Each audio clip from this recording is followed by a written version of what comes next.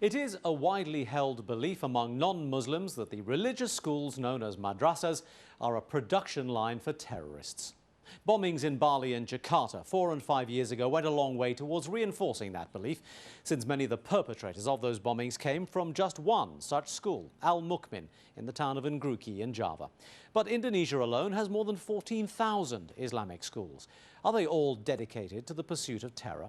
I'm Taimur Nabili, and on this edition of 101 East, we take a look inside Al Mukmin and ask, is it a terrorist factory or something more benign?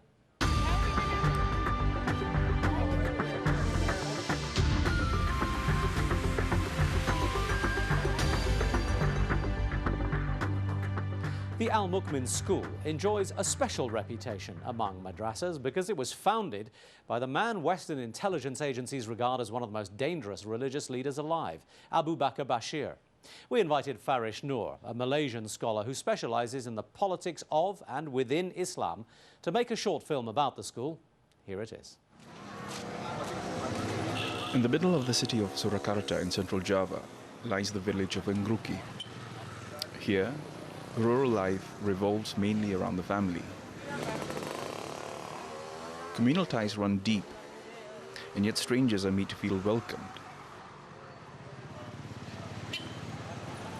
It's hard to imagine anything that would taint this idyllic image.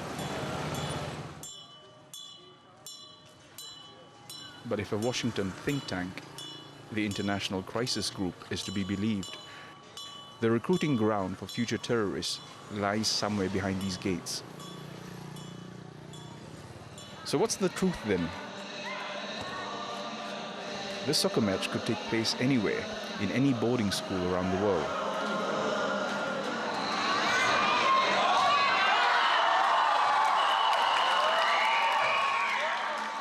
But the sound of Quranic recitations reminds us that we are in the pesantren of Al Mukmin. The enthusiasm of the soccer pitch spills over into an English language class. Next door, an Arabic lesson is underway. Allahu Akbar, Allahu Akbar. Ashhadu an la ilaha. Central to Al Mukmin's curriculum is the study of Islam.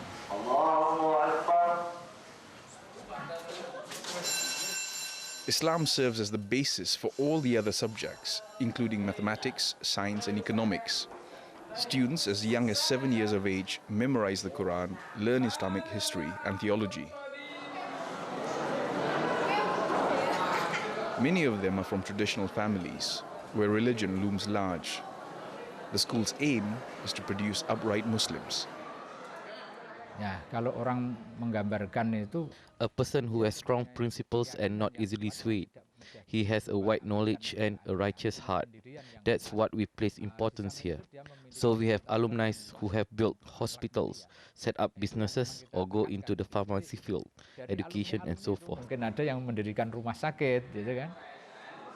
Like many a religious school, Al Mukmin teaches its version of all subjects to the students, and this includes the compulsory teaching of Pancasila, Indonesia's national ideology, which has always been a controversial subject at the pesantren.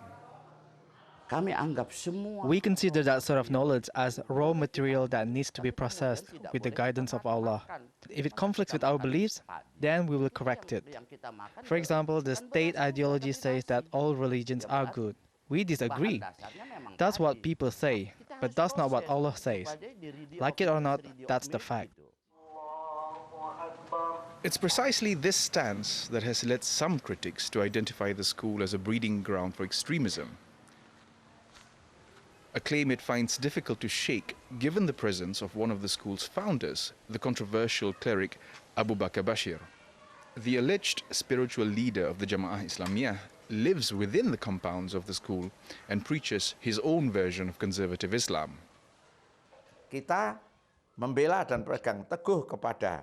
We swear by the Quran and the Sunnah, and we will not compromise with any infidel.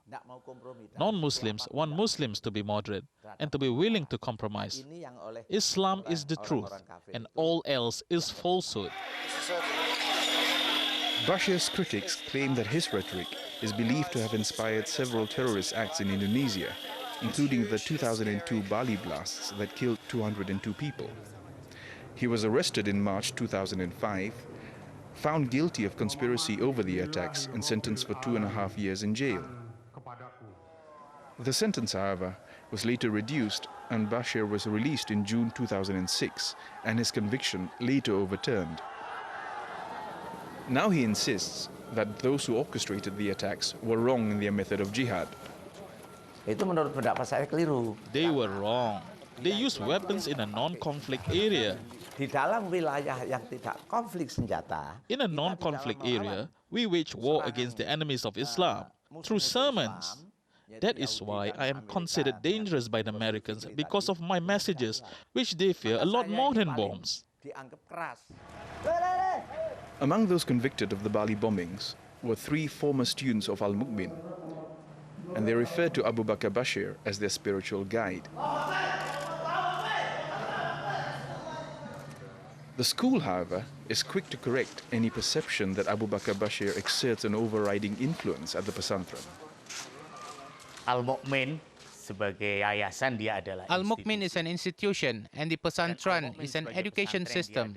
Al-Mu'min does not promote personal aims. secara nyata Al-Mu'min is not Ustadz Wahyudin or Ustadz Abu Bakar Bashir or Taufik Usman. ini lebih Al-Mu'min has a menampilkan dan legitimate mengedepankan status. personal atau pribadi. As an organization, the Ngruki Foundation has contributed to the betterment of the Ngruki village. Today, it runs a mini market, a clinic, and several kindergartens that serve the poor in the community. It's all part of inculcating a spirit of social responsibility and charity among its students. Setelah mereka tamat SMA, We have a system where the parents entrust their children to us for 6 years. Upon the completion of the high school, we'll have a graduation ceremony. pada orang tua, Whether they become criminals or presidents, it is beyond our control.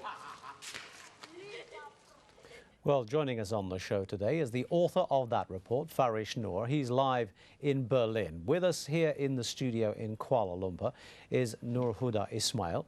He is a former student and graduate of Al-Mu'min, now working as a security consultant in Indonesia. And Sadnan Dume is a journalist and a writer with the Asia Society and the author of a book to be published soon called My Friend the Fanatic.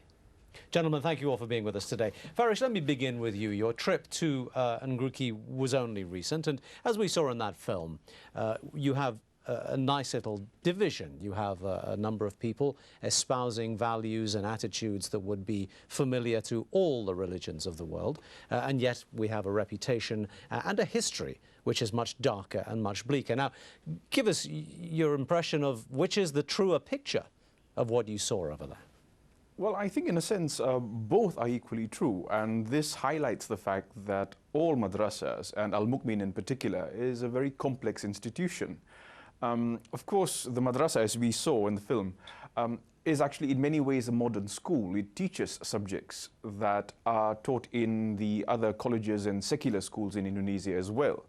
But having said that, it can't be denied that Ngruki, Al-Mu'min, is also linked to Abu Bakr Bashir, who happens to be one of the founders of the school. And for this reason, the school has attracted a lot of attention. Let me stop you there over the for a past minute. few We'll years. talk about Abu Bakr Bashir and his particular reputation in a while. But Huda, let me ask you, as a graduate of the school, as a student there for what must have been a number of years, was it your experience that the message from that school was one of aggression, of intolerance, of attack on systems that they didn't agree with?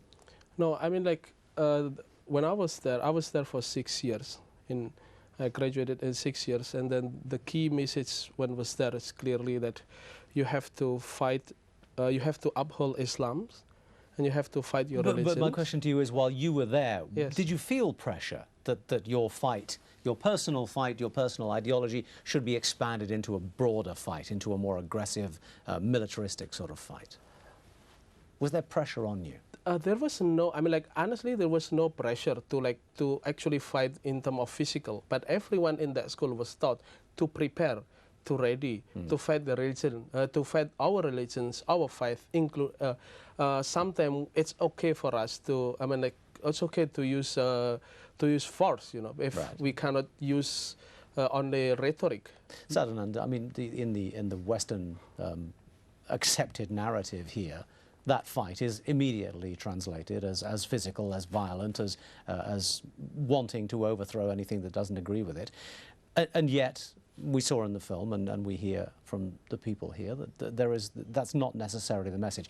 Is there confusion, in your experience, amongst the way it's being perceived outside? Well, I'd like to make a couple of quick points. First of all, the school that's been portrayed here, it's quite possible that the act has been cleaned up. It's quite different from the school that I visited while I was researching my book.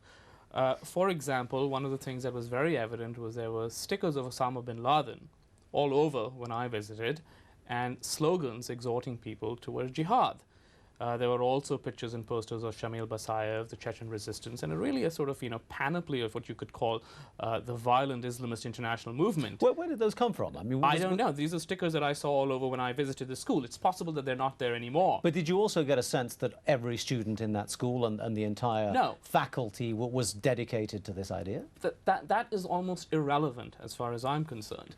Of course, it's true that every student is not. Most of the students I met, I would say all the students I met, I didn't spend very much time with them, a few hours. These are decent people, obviously not from advantaged backgrounds, trying to make the best of an education. And in that extent, I agree with, to that extent, I agree with the report. But the fact of the matter is that a very large proportion of people from this single school have been implicated in extremely violent acts, and we should not minimize that. And to give you an example, let's just flip this around for a moment.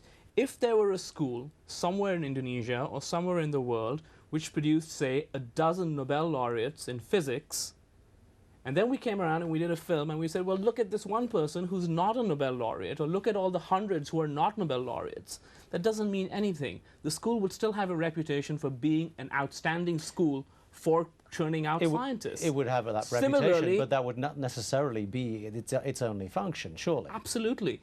But to minimize this is ludicrous. Are we minimizing this? I think you're minimizing the fact that this is an extremely violent institution. It's a good place to pause, because we can pick that up as a fairly contentious point in the second half of the programme. We're going to have to take a short break. Coming up on 101 East, we'll discuss more on this subject, and we'll bring you one boy's story about what it's like being a student now at the school set up by Abu Bakr Bashir.